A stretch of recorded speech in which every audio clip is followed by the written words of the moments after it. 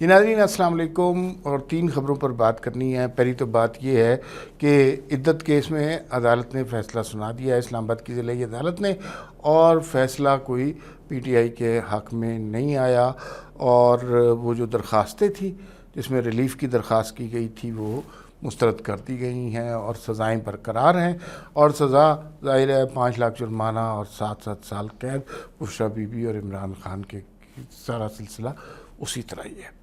اس خبر پہ بات کریں گے، یہ کیس کیا ہے، درخواستیں کیوں دائر کی گئی تھیں، پی ٹی آئی کیا ریلیف چاہ رہی تھی اس سے، اور اس کے کیا نتائج نکلیں گے، اس کا پولیٹیکل امپیکٹ کیا ہوگا۔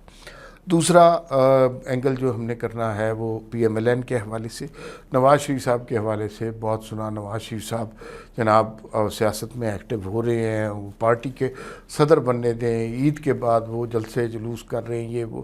نواز شریف صاحب بالکل غائب ہیں، کوئی پتہ ہی نہیں ہے نواز شریف صاحب کدھر ہیں۔ تو ان کو پارٹی میں رہنا ہے، پارٹی نے رہنا ہے، کچھ لوگوں کے لیے کرنا ہے، کوئی لیڈرشپ قیادت دکھانی ہے، تو وہ کہاں ہے؟ تو یہ ایک بہت بڑا سوالیہ نشان مسلم لیگ نے ان کے اوپر ہے۔ کل میری حنیف عباسی صاحب سے ملاقات ہوئی ایک شادی کی تقریب میں، ان سے بڑا دلچسپ مکالمہ ہوا، تو وہ بھی آپ کے ساتھ شیئر کرنا۔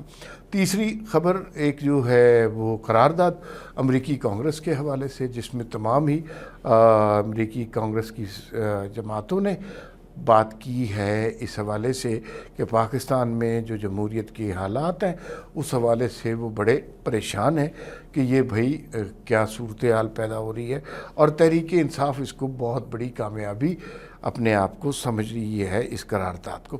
اس قرارداد کا پاکستان پہ کیا امپیکٹ ہوتا ہے؟ اسحاق ڈار صاحب نے کہا جی کہ ہم اس کا جواب دیں گے۔ اس جواب کا کیا امپیکٹ ہوتا ہے؟ دنیا میں پاکستان کی سبکی ہو رہی ہے، اس سبکی کا کیا امپیکٹ ہوتا ہے؟ اس حوالے سے دیکھا جائے گا کہ ہم کیا چیز نتائج نکال سکتے ہیں، کیا چیز دیکھ سکتے ہیں۔ لیکن میں آپ کو یہ بتاؤں کہ قرارداد کے حوالے سے ظاہر ہے پاکستان کی سبکی تو ہوئی ہے، توہین تو ہوئی ہے، تصحیق تو ہوئی ہے کہ دنیا ہمارے ہاں الیکشن کے رزلٹ کو کس طرح دیکھ رہی ہے۔ الیکشن تھے تو گڑبڑ، الیکشن درست نہیں تھے، لیکن الیکشن 2018 کے بھی ٹھیک نہیں تھے، الیکشن 2008 کے بھی ٹھیک نہیں تھے، لیکن ان الیکشن کے اوپر امریکن کنسرن اتنا زیادہ ہونا یہ ایک بڑی عجیب سی بات ہے۔ اس کے حوالے سے صورتحال اور ہی بنتی جا رہی ہے، اور اس پہ خوش کون ہو رہا ہے؟ اس پہ خوش وہ ہو رہا ہے جنہوں نے ایبسلیوٹلی ناٹ کا نعرہ لگایا تھا، جو کہتے تھے امریکہ کے غلام ہم نہیں رہیں گے، امریکہ کی غلامی، اور جو ڈونلڈ لو اور جنہوں نے سائفر کا لہرایا تھا انہیں تو ڈوب مرنا چاہیے، کیونکہ یہ تو ان کے مطلب کی بات نہیں ہے نا، وہ تو کچھ اور طرح کے لوگ تھے۔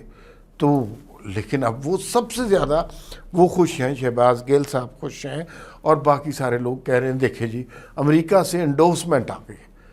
کس چیز کی انڈورسمنٹ آئی ہے؟ اس چیز کی انڈورسمنٹ آئی ہے جس کے خلاف آپ کیمپین کرتے رہے ہیں، اور یہ آپ کی لابنگ کا نتیجہ ہے، جس کے اوپر آپ شوکت خانم کے پیسے خرچ کرتے رہے ہیں، یہ اس لابنگ کا نتیجہ ہے۔ تو یہ بیسیکلی بڑا کنفیوز بیانیہ ہے تحریک انصاف کا، اور اس کی وجہ سے وہ لوگوں کو بھی کنفیوز کیے جا رہے ہیں کہ بھئی یہ کیا ہو رہا ہے۔ اچھا، اب یہ ہمیشہ دیکھ لیجئے جب بھی پاکستان میں ذرا امن و استحکام آنے لگتا ہے، ذرا چیزیں بہتر ہونے لگتی ہیں، کچھ بین الاقوامی قوتوں کو یہ چیز پسند نہیں آتی، وہ چاہے امریکہ کی طرف سے۔ جب آپ دیکھ لیجئے 2014 کا دھرنا، چائنیز صدر نے آنا تھا، دھرنا ہو گیا، یہاں پہ ڈی چوک بند ہو گیا، اور وہ اتنی بڑی اچیومنٹ ہونی تھی پاکستان کی، تباہ و برباد کر دیا عمران خان نے۔ پھر اس کے بعد جب بھی سی پیک ذرا چلنے لگتا ہے قیامت مچ جاتی ہے۔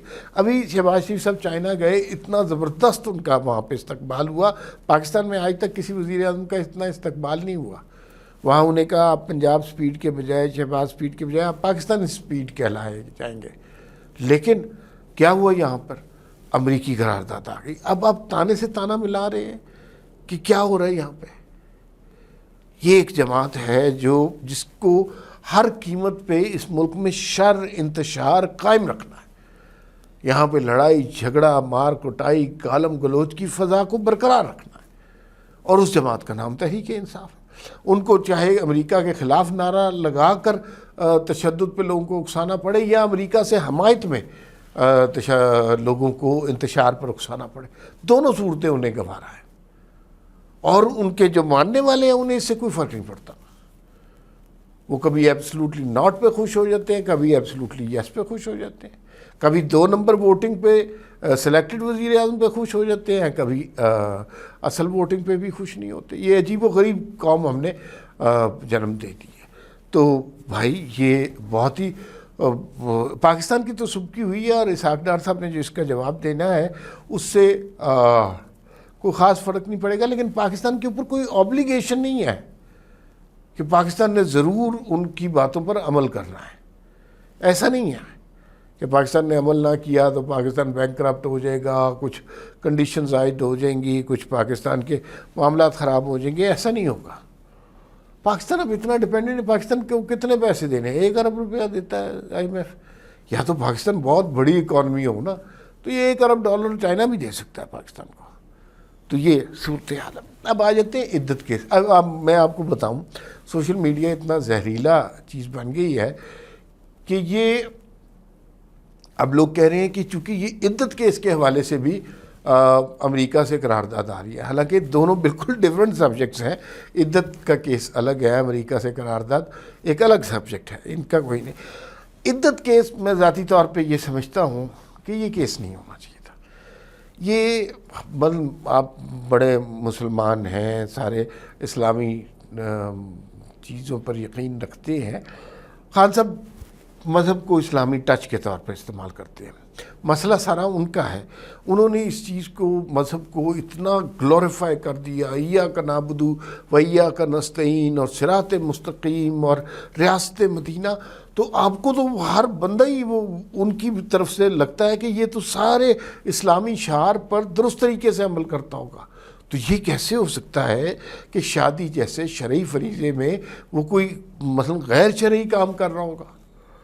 آپ اپنے آپ کو اخلاق کے اتنے اونچے پیڈسٹل پہ رکھتے ہیں، تبھی لوگ آپ پر اعتراض کرتے ہیں. ایک عام آدمی ہوتا، اس کی زندگی میں اس طرح کا واقعہ ہوتا یا اس طرح کا لیڈر ہوتا تو شاید اس کی زندگی میں اس طرح کی بات نہ ہوتی. لیکن آپ نے لوگوں کو بتایا کہ اپنے آپ کو اخلاق کے اتنے بلند پیڈسٹل پہ رکھا، تو پھر لوگ آپ پہ سوال کرتے ہیں. ذاتی طور پہ میں سمجھتا ہوں کہ یہ کیس نہیں ڈسکس ہونا چاہیے. اب مسئلہ یہ ہے کہ اس کیس میں اتنی غلاظتیں، اتنی قباحتیں آ چکی ہیں کہ بندہ اس کو کیا کہے.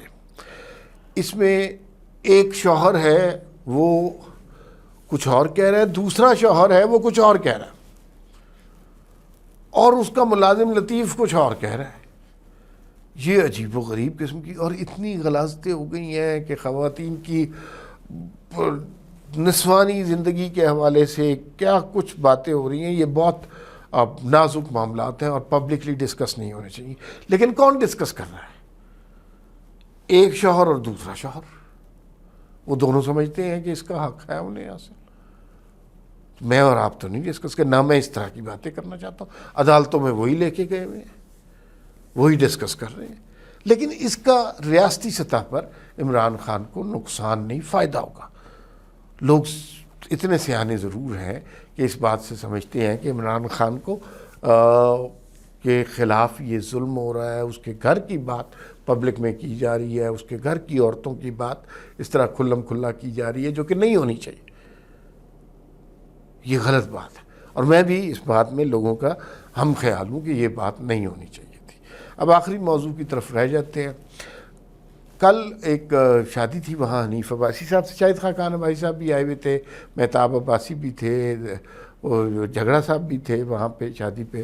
ان لوگوں سے ملاقات ہوئی تو حنیف عباسی صاحب نے گپ شپ لگ رہی تھی تو میں نے ان سے کہا کہ آپ کی میاں صاحب سے ملاقات ہوئی؟ انہوں نے کہا جی کافی دن ہو گئے ملاقات نہیں ہوئی. تو میں نے کہا کیا امکان ہے؟ کہتے ہیں دیکھیں شاید پرسوں ملاقات ہو لیکن کنفرم نہیں ہے. اب حنیف عباسی صاحب نے جتنی فائٹ کی ہے نواز شریف کے لیے اس کی مثال نہیں ملتی. وہ ایک آدمی ہے، اور بھی بے تحاشا لوگوں، گھر بار بیوی بچے سب کچھ لوٹا دیا، اور ان کو بھی نہیں پتا کہ وہ صرف مل بھی سکیں گے کہ نہیں. یہ صورتحال ہے، اور پتہ نہیں کب سے نہیں ملے. اور وہ میں نے پوچھا کہ میاں صاحب ملتے نہیں ہیں؟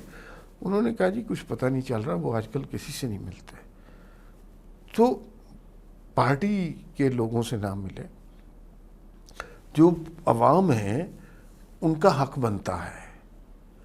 انہوں نے آپ کا نام پر ان کو دھوکہ دیا گیا، میاں صاحب ان کا آپ کے نام پر ووٹ دیے، انہوں نے کہا گیا چوتھی دفعہ وزیر اعظم آئیں گے، آپ کی خاطر ووٹ دیے گئے، بعد میں کہا نہیں ہمیں پتہ تھا چوتھی دفعہ نہیں آنا، لیکن لوگوں نے ووٹ آپ کے لیے دیے، شہباز شریف کے لیے ووٹ نہیں دیے، حالانکہ میرے خیال میں شہباز شریف بہت اچھا پرفارم کر رہے ہیں۔ تو نواز شریف صاحب آپ کم از کم آپ لوگوں کے ساتھ رابطہ تو رکھیں، ملیں جلیں، جلسے جلوس کریں۔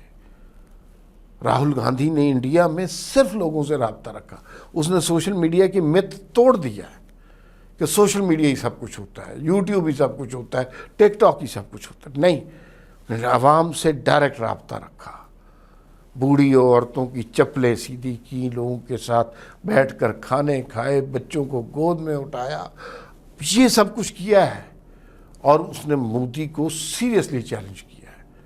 تو میاں صاحب جو آپ کے بارے میں لوگ کہتے ہیں فارم 47، آپ کی سیاست ابھی ختم نہیں ہوئی، اگلا الیکشن بھی لڑنا ہے، تو اس کی تیاری کے لیے آپ کو لوگوں سے رابطہ رکھنا ہے۔ اور یہ بات ہم کیسے آپ کو سمجھا سکتے ہیں، آپ کو خود اس بات کا بہت اچھی طرح علم ہے۔ فی الوقت اتنا ہی، پھر ملاقات ہوگی، اللہ حافظ۔